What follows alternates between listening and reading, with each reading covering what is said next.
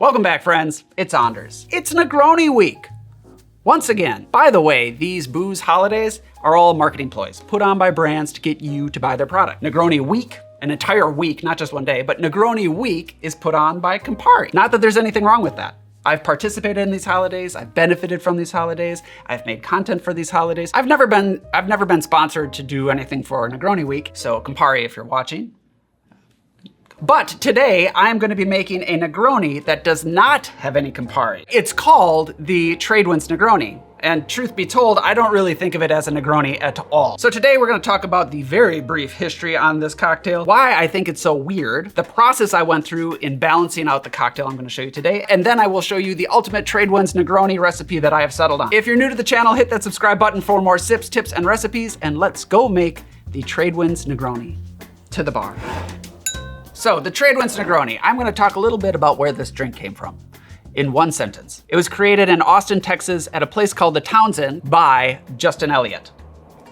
That's the history that I know. I know that the Townsend isn't there anymore, but the drink remains. I know very little about this cocktail, quite honestly, even though it is so new. In fact, Justin Elliott, if you're watching this, maybe you can shed some light on where you came up with this cocktail. Why'd you name it the Tradewinds Negroni? But now I'm gonna talk to the rest of the audience, so thank you for your time, Justin. Back to the cocktail. It's called the Tradewinds Negroni. There is another cocktail called the Tradewinds, which is a tiki favorite of mine, and it's nothing like that.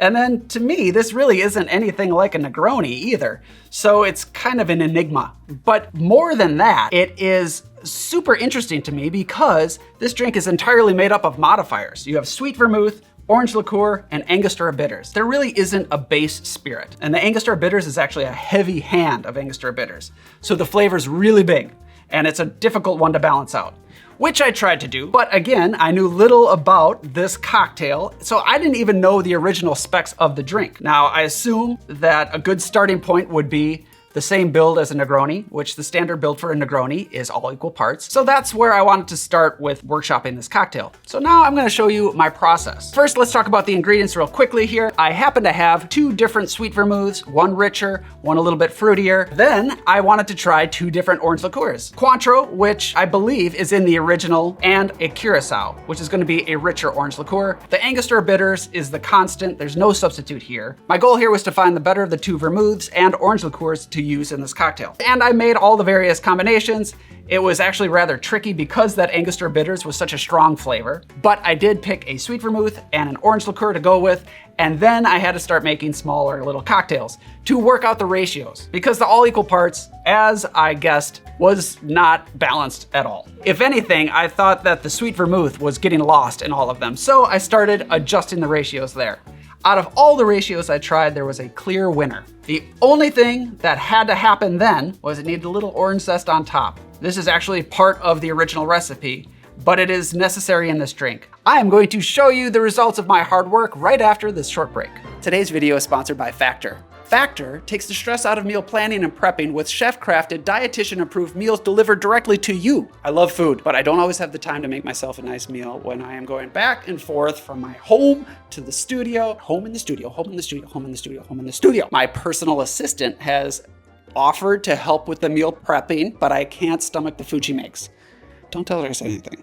With Factor, I can just grab and go from my fridge and have a meal in 2 minutes. There are over 35 meals to choose from, including options like keto, calorie smart, vegan, and veggie, and more. It's cheaper than takeout, and they even have gourmet meals that feature premium ingredients like filet mignon, shrimp, truffled butter, broccolini, and asparagus. The plans are flexible. You can skip, reschedule, or cancel at any time, and you can choose between 4 and 18 meals per week. And with their extensive menu that's updated weekly, there's always something new to try. Factor also has over 60 weekly add-ons like on-the-go lunch, snacks, and juices, which is a huge plus for me because I love snacks. Enjoy eating well without the hassle. Head to factor75.com or click on the link down below and use code ANDERS50 for 50% off your first Factor box and 20% off your next month of orders. Again, that's code ANDERS50 at factor75.com to get 50% off your first box plus 20% off your next month of orders.com. Thanks, Factor. On to the film. All right, so now the booze. To make this drink, we will need sweet vermouth, orange liqueur, Angostura bitters, and an orange. Very important. My build is going to be a base of sweet vermouth. In fact, I'm going to be doing 2 parts to 1 part the rest. As for the orange liqueur, I found that a lighter triple sec style works better than a richer curacao because this drink can get a little heavy, a little bogged down. So we want to keep that orange flavor bright. Angostura bitters, no substitute here. In fact, it's going to be half the amount of the bitters to the sweet vermouth, but it is the dominant flavor in this drink. That's why the orange oil in the skin of this orange is very important. It helps to keep it bright. So let's build. All right, we're going to stir this drink.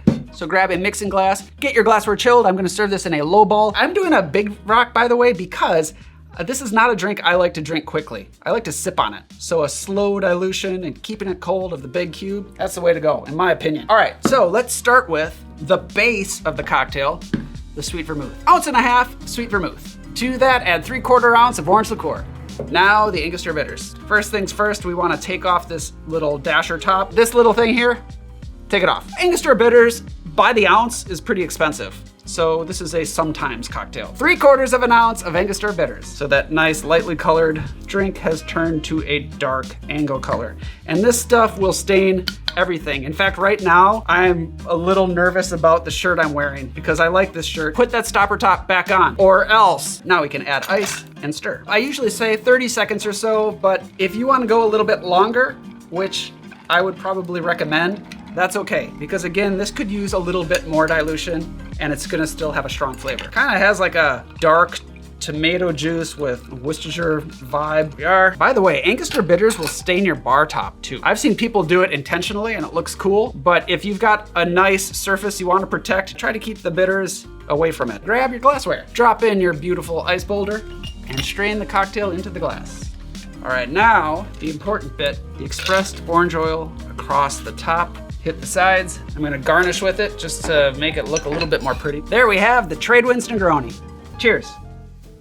The nose is nice. You definitely get the orange on the nose, but there is like a medicinal component to it, but in the best way possible. Woo. Yeah, that one is not shy on flavor. Right away, you get the Angostura bitters. You do get a brightness from the orange, and the sweet vermouth gives it a nice richness. In fact, this one in particular has kind of some cola notes, and I really like that with the bitters. This is one of those cocktails that if you let it sit, I think it gets even better over time because it mellows out a little bit. Oz, have you ever tasted this? I'd like to try it. Have a sip. Whoa. Yeah. Wow. It's a lot of flavor. I do think that this could be a polarizing cocktail. I really like it. I like Angostura bitters on its own. So this Negroni week, if you want to be a rebel and a non-conformist, then try the Tradewinds Negroni. It's neither a Tradewinds nor a Negroni, and you can stick it to Campari. I still love Campari, but you can stick it to them anyway. If you enjoyed learning about this bitters-based cocktail, check out my original recipe, the Noble Beast, which is another bitters-based cocktail. Or if you're wondering what the heck else to do with your sweet vermouth, check out this video where I tell you what the heck to do with your sweet vermouth. Thanks for watching. Don't forget your merch. I'll see you next time. Cheers.